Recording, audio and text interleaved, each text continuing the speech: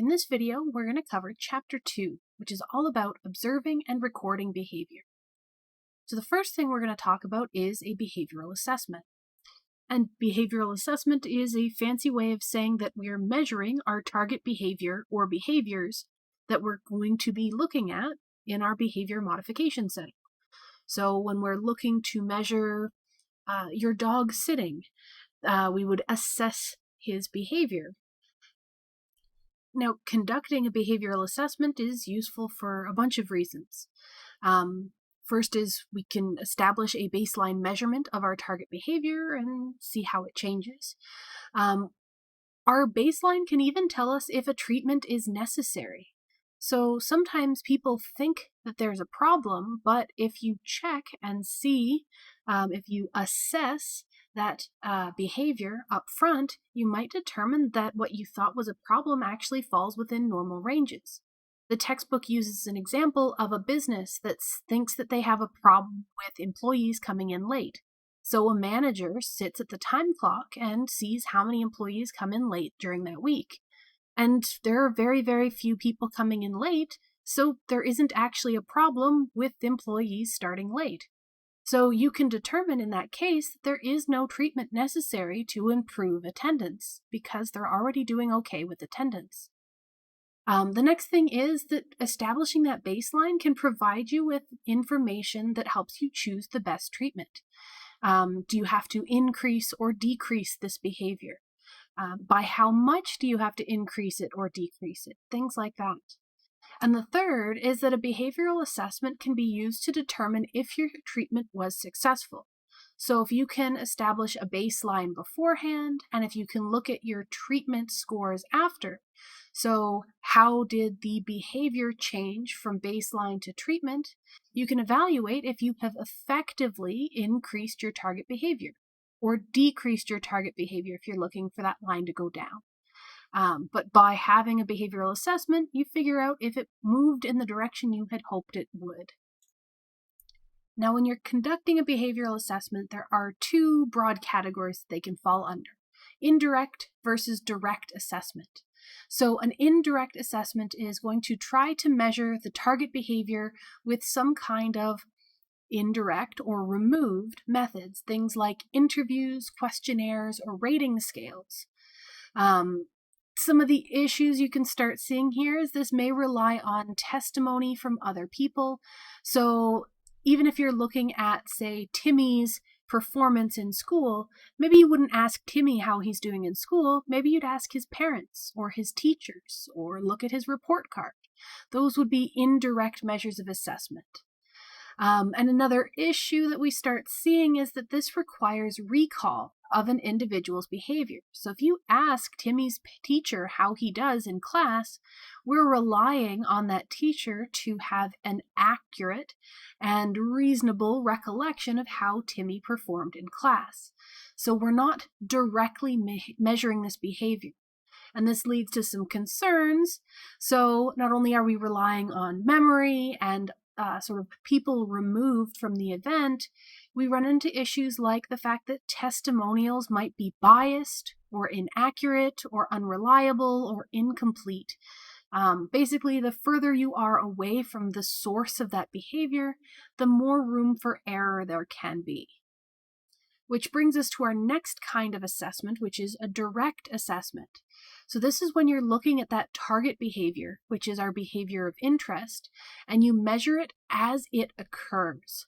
So you're going right to the source. You are directly measuring that behavior.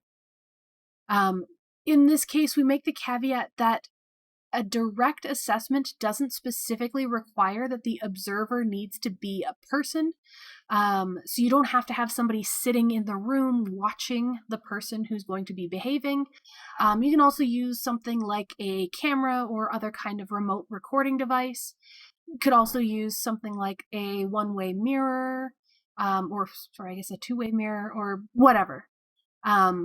We can also use something called self-monitoring, so you don't have to rely on a second party to watch and observe the behavior. You can also have a client be trained to observe their own behavior as it happens. And so this type of self-monitoring is really useful if you can't have independent observers available, if you don't have enough research assistants to sit and monitor all of your participants, or it's really hard to get someone into that position. It's also useful if your target behavior is infrequent. If you're looking for something that only happens once a month, you can't really afford, as an observer, to sit there and watch somebody for a whole month. Even if you just had video cameras, you'd record a month worth of footage and still not be guaranteed to get that behavior. But if you train your client, the individual who is doing the behavior of interest, if you train them to recognize when that behavior happens and to write it down or make note of it somehow, then it doesn't matter that the behavior is infrequent because they're always going to be aware of it. And this also happens, or this is also useful to have self-monitoring if the target behavior does not occur in the presence of other people. So if somebody has problems that happen only when they're alone, then having another observer present would mean that that behavior never happens. So there are some useful points to using this self-monitoring. Now, this type of direct assessment is a more ideal method. So that's what we're going to keep talking about for the next bunch of slides, actually for the rest of the chapter, I believe. So if we're going to talk about how you can employ this direct assessment to try and record your behavior, we're going to look at 6 distinct steps of doing that. So the first thing, if you're trying to directly assess behavior, is you want to define your target behavior. So let's look at how we do that. Step 1, if you remember from Psych 104, is an operational definition. If you're going to be measuring something, you want to clearly define what it is you're measuring. So our operational definition is a definition that specifies the operation or the procedure by which a particular term will be measured. So we want to come up with a precise, quantitative, objective, or unambiguous way of describing the thing we're looking for. We want to make sure that our definition isn't referencing internal states or feelings or motivations. We want to make sure that it's something that's practical. So you want to measure something that can actually be measured. And you want to measure something that's important or significant for what you're looking at. So if you're looking at anger, maybe you want to look at how often they clench their fist or scowl, something that's going to be related to the thing you're interested in. The best way to make sure that you start off on the right foot is to have a good operational definition.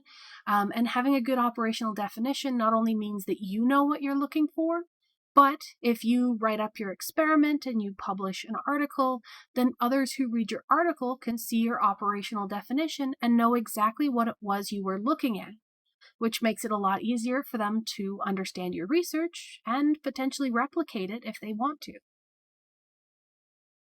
And on that topic of trying not to use internal states, feelings, or motivations, we also don't want to be using labels. So we're wanting to use active verbs, things that are more objective. So instead of saying you want to look at whenever Timmy has a temper tantrum, maybe instead you would say something more quantifiable and objective and say, we want to record every time Timmy yells. And we could take it one step further and define yelling as any time his voice volume passes a certain threshold. So the more specific we are, the better. We also want to make sure that our operational definition isn't inferring internal states, so things that can't be observed. So you wouldn't want to look at every time Mary is angry. Maybe we want something external and measurable, like whenever Mary stomps her foot. All right, so that's defining our target behavior. Next, we want to identify who, when, and where we're going to be doing our recordings. So who is the observer? Who's doing the observing? Who's monitoring and watching for this behavior? And as we said, we can have self-monitoring where the client observes and records their own target behavior. or the alternative being an independent observer, where you have somebody else, someone besides the person who's exhibiting the target behavior, doing the measuring, doing the observing. So most of the research that I've seen uses an independent observer, where you have a research assistant who will sit and watch someone in person, will watch videos of someone, that sort of thing, and monitor the behavior that way. But self-monitoring is also very common for the reasons that we just discussed. If we want to look at when, we have to decide our observation periods. So when are we going to be recording our target behavior? When are we going to be looking for that target behavior? And the timing that we choose to look at will depend on things like when the behavior occurs or when the observer is available. So for when the behavior occurs, if this is only a problem when an individual is alone, then we're not going to be monitoring their behavior when they're out in public or when they're interacting with others. We would only monitor their behavior when they're alone. Another limiting thing being when the observer is available. If we're using that self-monitoring method, you wouldn't necessarily be trying to monitor something like their sleep habits, because they can't report on what they're doing while they're asleep. In that case, the observer is unavailable. So we pick a time period that makes sense for the behavior that we're looking for in a time frame where the observer is available to actually monitor them. For where, we have two broad categories that we can look at. We can look at a natural setting or an analog setting. So natural settings are, as you might imagine, out in their natural habitat. So these are places where the target's behavior or the target behaviors normally occur. Now, this doesn't mean that you can only go and monitor people when they're out in nature. This would mean something like if they normally have a particular behavior happen when they're at home, then home is their natural setting because that's where the behavior normally occurs. These natural settings are beneficial because they give us a more representative sample of the target behavior. The behavior's occurring in the place and in the way that it usually happens. If we look at an analog setting, that's going to be a more artificial setting. So these are places that are not a part of normal daily routines. So this would be something like a laboratory setting. So I have my examples over here, a pigeon out in the wild and a pigeon in an operant box. The benefit of analog settings is that these give you a more controlled environment. If you're in a lab, if you're sitting in an operant box, you control all sorts of different aspects of that environment, and it allows you to control for, say, confounding variables. So it's a lot easier to manipulate the variables that you think are influencing that behavior in a controlled way in an analog setting. So we kind of have a trade-off here, where a natural setting is going to be more representative of what happens in nature, but it's very difficult to control, and an analog setting gives us lots and lots of control, but it's a little bit less applicable to what we would see naturally. All right, so that was 1 and 2. 3 is choosing a recording method. So what are you going to record? And so when you're looking at your target behavior, you can choose to evaluate it or measure it in a couple of different ways. We've already talked a little bit about these 4, the frequency, duration, intensity, and latency of a behavior, this time with full definitions. But frequency just being the number of times a behavior occurs in the observation period. So how often does your dog bark over the course of an hour? Duration is the total amount of time occupied by the behavior. So we can say your dog barks 10 times in an hour. But maybe each barking bout lasts for a really long time. So maybe 30 minutes of the hour is eaten up by those 10 bouts of barking. Intensity is our amount of force, energy, or exertion involved. So is the dog barking sort of softly or really loudly? Is it intense or is it more less intense, I guess? And then latency is the time from some stimulus or event to the onset of that behavior. If your dog only barks when someone walks by the house, do they immediately bark when someone enters the front of the house? Or do they wait a moment? Does it take them a little while to notice? Does it take them a while to work up to barking? So these are 4 of the major things that we tend to measure when looking at behaviors, and you can kind of choose which one works best for a given situation. An interesting thought thing to consider would be, can you tell the difference between duration and latency? I've just been trying to think of questions that I might like to use from these early lectures, but if I asked you, can you tell the difference between the duration of a behavior and the latency of a behavior? Could you describe the difference between those two? Or if I asked you the difference between frequency and duration, could you tell the difference there? So just some thoughts. And when we're trying to figure out how we're going to record, we have lots of choices that relate to stuff that we've already seen. When you're recording, do you do so in that natural setting or an analog setting? Are you going to use an indirect observer or direct self-monitoring, or even a direct observer who isn't the individual involved?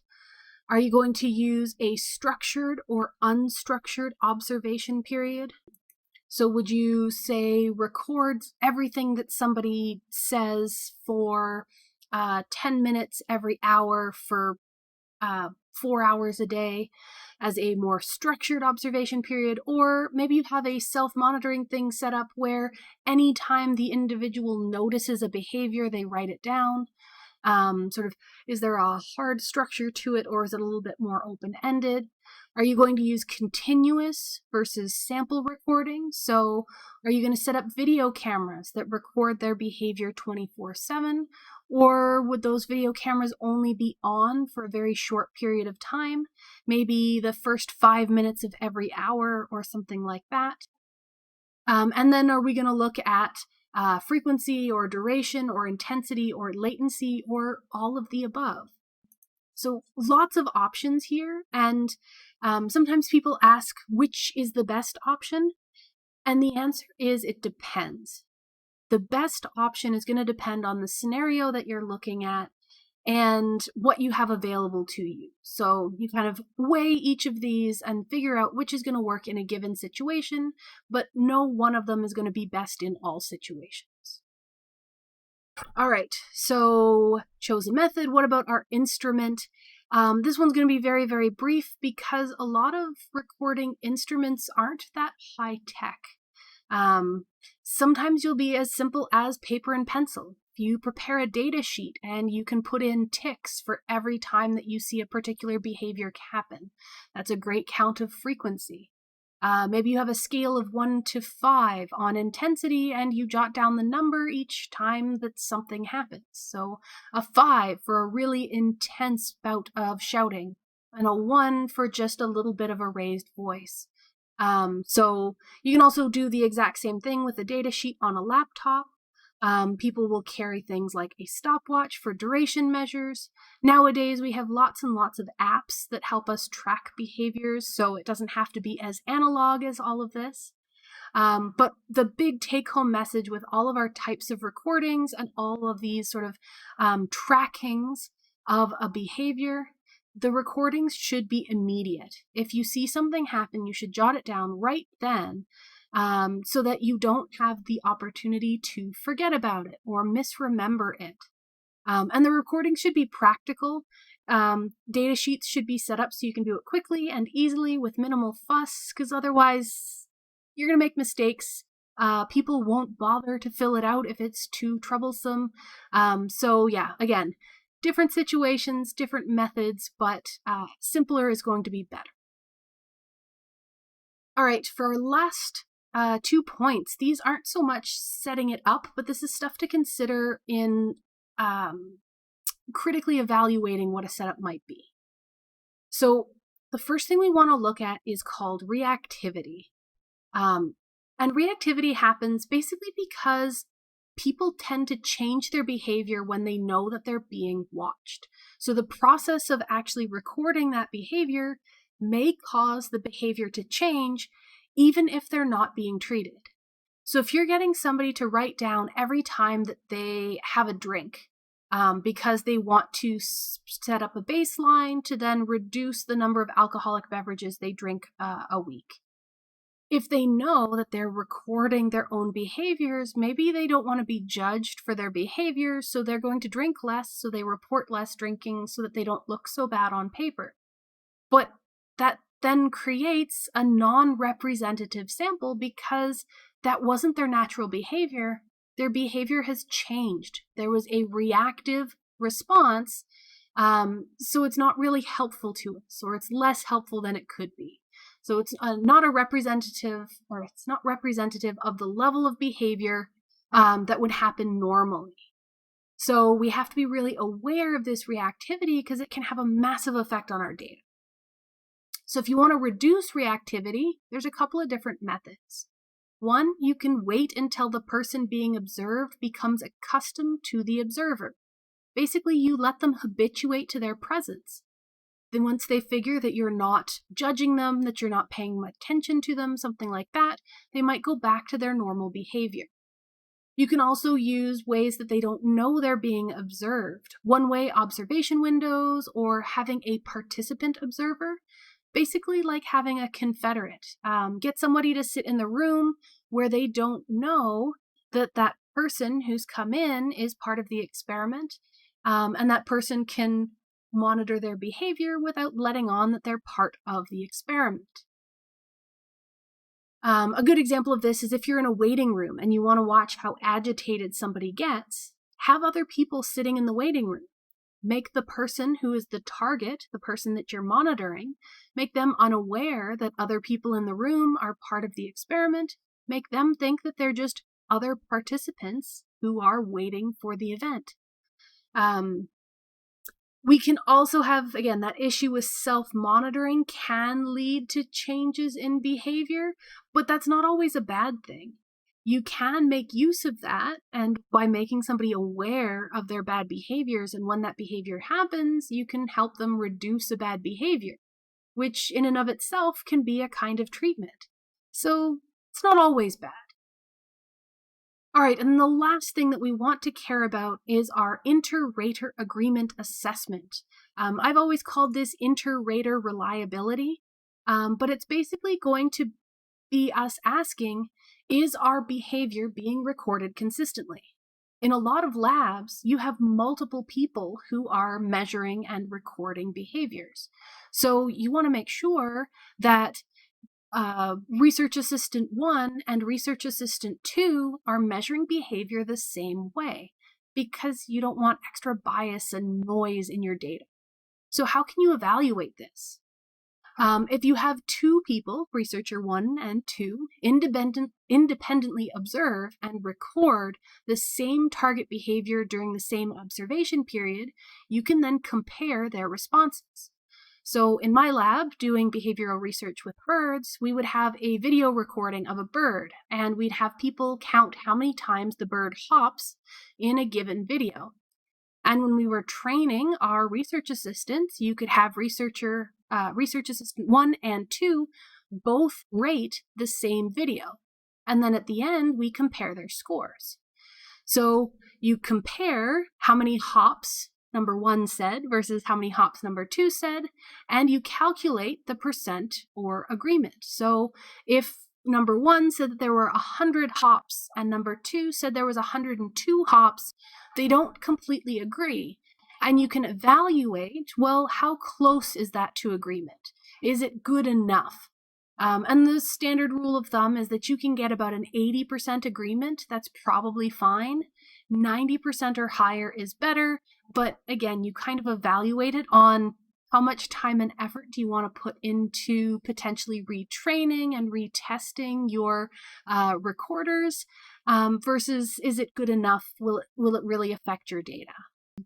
But if you end up having really good agreement between your raters, then we can say that you've probably got a good definition of your target behavior. It's probably a clear and objective definition because those observers know what they're looking for and they're following and marking it down accordingly. And it probably means they're also using the system correctly. So good inter-observer agreement is a good thing. All right, and that is it for this chapter.